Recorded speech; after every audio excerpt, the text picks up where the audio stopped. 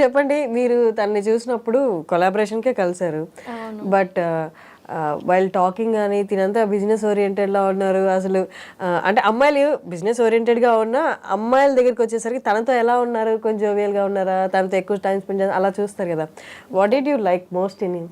అంటే యాక్చువల్గా నాది కూడా మోస్ట్లీ బిజినెస్ మెంటాలిటీ అనమాట. అంటే లైక్ నాకు బిజినెస్ మీద ఇంట్రెస్ట్ కానీ, చిన్నప్పటి నుంచి నేను వచ్చిన బ్యాక్గ్రౌండ్ కానీ, తిరిగిన సర్కమ్స్టాన్సెస్ కానీ అంతా కొంచెం లో ఫేజెస్. సో నాకు బిజినెస్ రిలేటెడ్ చాలా ఇంట్రెస్ట్. అది పక్కన పెట్టేస్తే బయట జనాలు చూసే నవీన్ వేరే, నేను చూసిన నవీన్ వేరే. యా, నా లోపల ఇంత ఫన్ ఇంత కనిపిస్తుంది కదా మీకు ఇన్స్టా రీల్లో, అంతకి డబుల్ ఉంటుంది అనమాట అతని దగ్గర. అవునా? ఫస్ట్ లో కొంచెం రిజిడ్ ఉంటారు అయితే. ఫస్ట్ లో తను చాలా రిజర్వ్డ్, ఓన్లీ ఒక 6 to 7 పీపుల్ మధ్యలోనే ఉన్నవాళ్ళు అనమాట. బాగా సోషలైజ్ అవ్వరు ఎక్కడ గానీ. సో నాతో కలిసినప్పుడు చాలా మంచిగా ఫార్వర్డ్ అవ్వడం కానీ, మంచిగా కమ్యూనికేట్ అవ్వడం కానీ నాకు బాగా నచ్చింది. బేసిక్గా నేను కూడా ఎవరితో అంత కమ్యూనికేట్ అవ్వను, చాలా రిజర్వ్డ్ క్యాండిడేట్. నేను ఏదో వీడియోస్ లో చాలా ఎక్స్ట్రోవర్ట్ లాగా కనిపిస్తాను. నాకు సిమిలారిటీస్ ఏంటంటే ఓన్లీ 7 to 8 పీపుల్, ఒక బ్రదర్, కజిన్ అండ్ బెస్టీస్ ఒక 3-4 పీపుల్. ఇంకా out of that only professional work. మన వర్క్ మనం చూసుకున్నామో కదా. మనం అసలు అంటే ఒక చిల్ అనే వీడియో, అసలు లైఫ్ లో చిల్ అవుతారా అనుకుంటారు జనాలు, అట్లా ఉంటది బయట లైఫ్. బట్ మళ్ళీ మేము ఎప్పుడైతే ఇప్పుడు నా సర్కిల్ ఏదైతే ఉందో ఆ సర్కిల్లో ఉన్నప్పుడు ఉండేది వేరే ఉంటుంది. సరే, సేమ్ తను కూడా అలాగే. ఓకే, తను కొలాబరేషన్ కి ఫస్ట్ కలిసారు అన్నారు కదా, ఎంత పే చేశారు అసలు మీ కొలాబరేషన్ కి? అసలు పే చేశారా? పే చేశారు. యాక్చువల్గా ఏంటంటే నేను ప్రమోషన్స్ చేయకపోతుండే, తను చేసిన ఫాలో అప్ నాకు బాగా నచ్చింది అనమాట. సో నచ్చి ఇంట్రెస్టెడ్ అనిపించి చేశాను. చేసిన తర్వాత నేను మనీ కోసం అన్నట్టు చేయలేదు.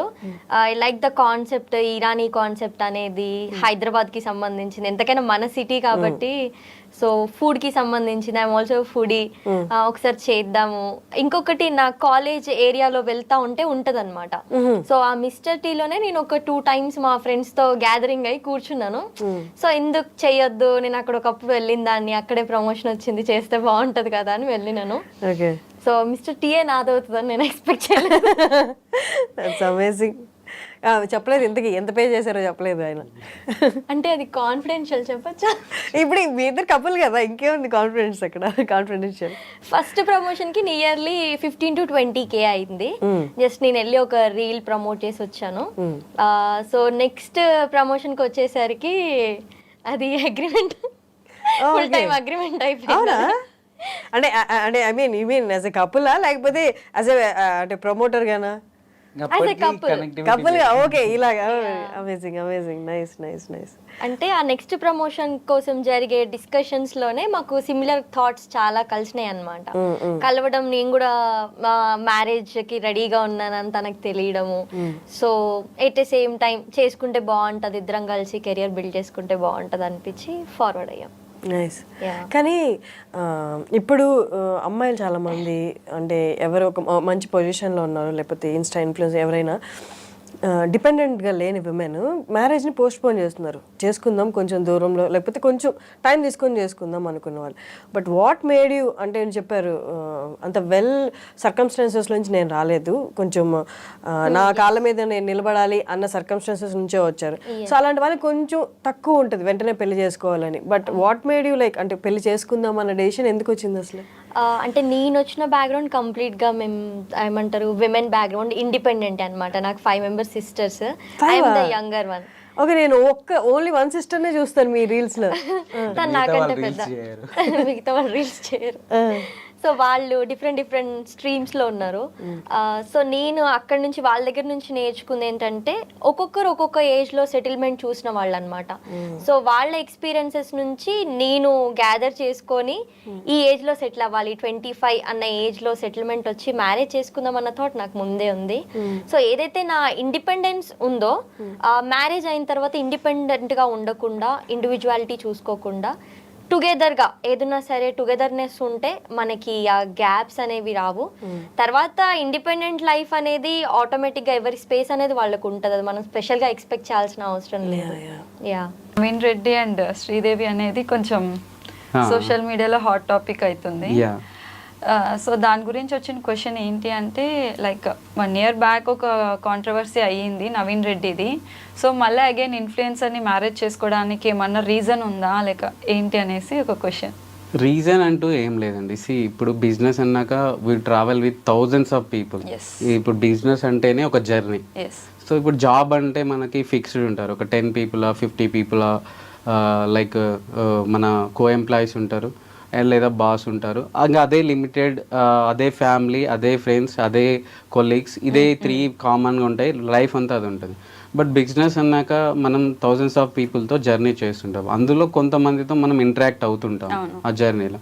సో అలా ఇంటరాక్ట్ అయినప్పుడు ఏంటంటే, ఇప్పుడు నేను ఒక బిజినెస్లో ఉన్నాను. ఇప్పుడు నేను యాజ్ ఏ బిజినెస్ మ్యాన్గా నేను ఎక్స్పెక్ట్ చేసేది ఏంటంటే, రేపటి రోజున నేను ఒకవేళ నాకు ఏదన్నా ఇన్సిడెంట్ హ్యాపెన్ అయ్యి నేను ఒకవేళ బిజినెస్ యాక్టివ్గా లేకున్నా, నా ప్రెజెన్స్ ఉన్నా లేకున్నా, లేదా నేను ఒక 1 month ఇంట్లో రెస్ట్ తీసుకున్నా లేదా 6 months రెస్ట్ తీసుకున్నా, నా బ్రాండ్, నా థాట్స్ ఆగకూడదు.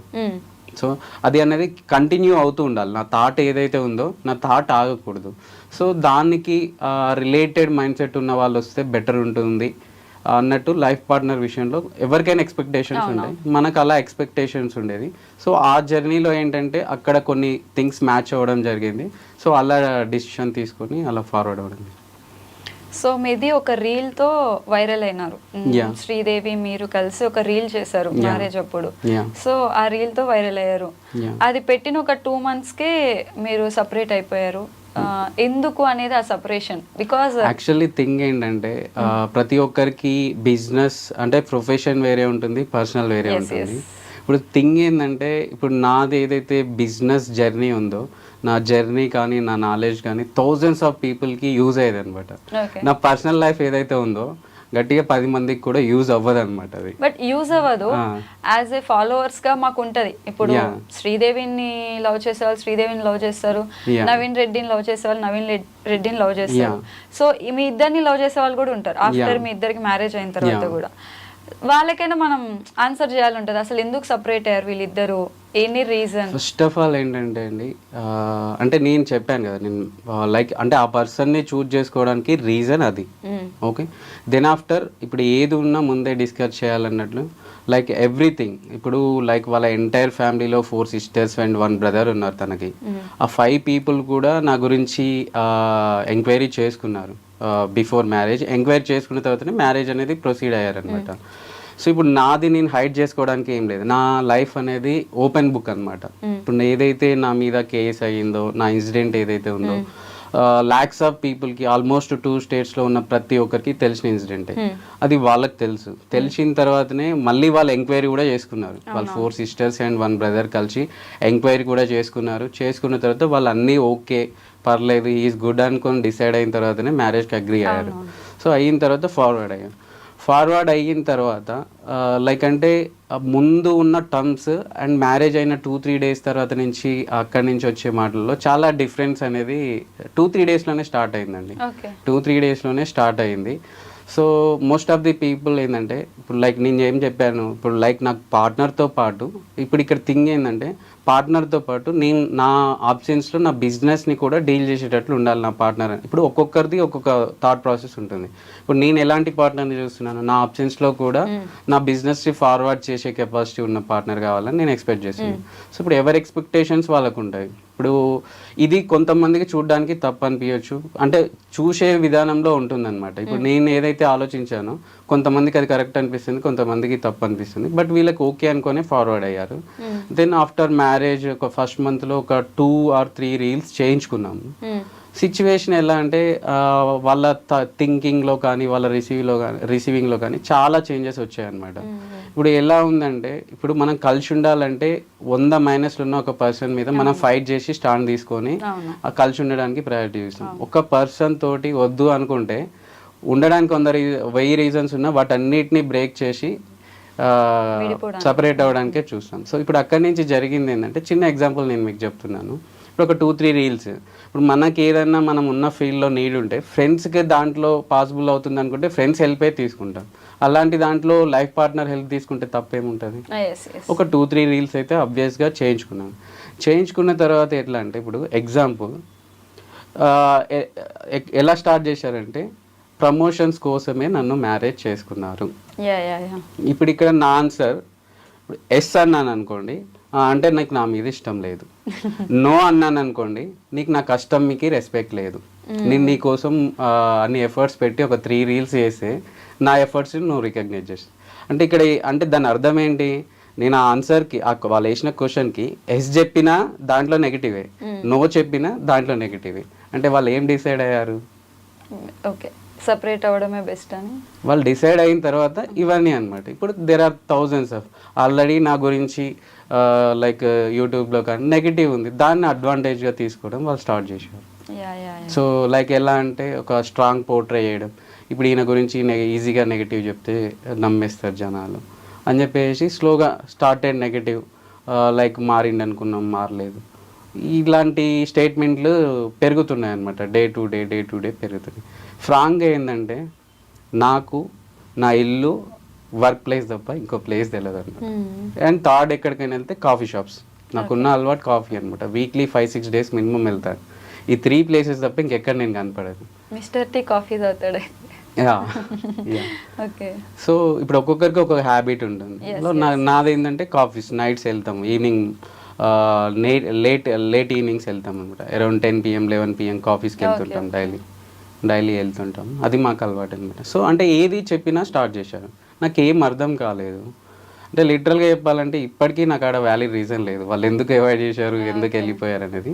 బట్ రీసెంట్గా స్టార్ట్ అయ్యింది ఏంటంటే, అంటే ఆ బ్లేమింగ్ ఒకటి స్టార్ట్ చేశారు. దూరం ఉండడానికి ఏం రీజన్స్, వ్యాలిడ్ రీజన్స్ అంటే ఏం లేవు, బ్లేమింగ్ ఒకటి స్టార్ట్ చేసేసారు. లైక్ అండ్ రీసెంట్గా ఏంటంటే ఫినాన్షియల్గా డిమాండ్ చేస్తున్నారు సెపరేట్ అవ్వడానికి.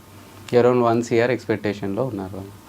అంటే ఇప్పుడు వాళ్ళ ఎక్స్పెక్టేషన్ బయటికి పెట్టిన తర్వాత ఒక్కసారి నేను జరిగిందంతా రివైండ్ చేసి చూసుకుంటే అసలు మ్యారేజ్ పర్పసే మనీ కోసం అన్న ఫీల్ నాకు ఉంది.